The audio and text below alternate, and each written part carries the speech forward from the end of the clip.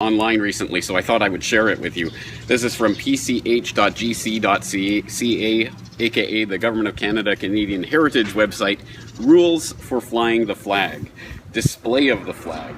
The national flag of Canada should be displayed only in a manner befitting this important national symbol. It should not be subjected to indignity or displayed in a position inferior to any other flag or ensign. The national flag always takes precedence over all national flags when flown in Canada. The only flags to which precedence is given over the Canadian flag are the personal standards of members of the royal family and of Her Majesty's blah blah blah. Oh, oops. Oops, did I do that? Oh, I'm so sorry. Oh, sorry, Mrs. Queen. Sorry, Government of Canada. Sorry, Canadian Heritage website. Actually, I'm not that sorry.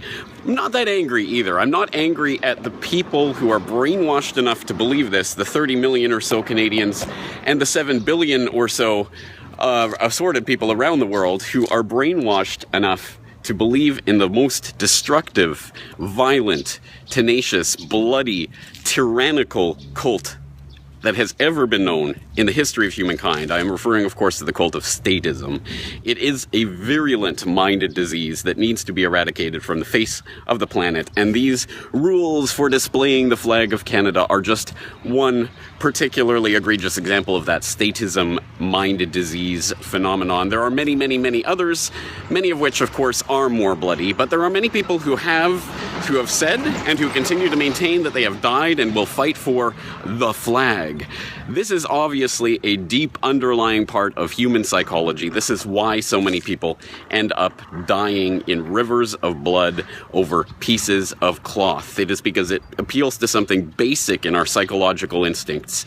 And it is disgusting, but it is what it is. And we have to understand that everything about the trappings of these elections and these figures up on the stage and the leaders and the alpha male psychology, all of this is deeply well understood by the people who have created this system in order to get people to go along with the bloodshed and the slaughter and the violence and the guns to the head that is all of these ridiculous pieces of laws, rules, regulations, and other restrictions that are placed on otherwise free human beings. Now, I'm not expecting this to collapse overnight. As I say, there's a lot of psychology behind this. I'll throw some of the links in the show notes. And of course, this does play into the stupid left-right political paradigm in a lot of different ways. There are studies that show that just one exposure to the American flag is more likely to make American voters vote for the Republican Party. The Canadian flag is red and white as a part of a historical phenomenon. Look up the Great Canadian Flag Debate and learn about how the Liberal Party engineered it so it looks suspiciously like the Liberal Party colors and all of those types of ridiculous left-right shenanigans. But more importantly, it is about the dressings and trappings and formalities of symbolism. This is why Hitler and Goering and the Nazis were so great at all of those political parties that they put on that looked so impressive, because they knew about the theater, the psychology of control. It is an exceptionally important part of the matrix that we're living in.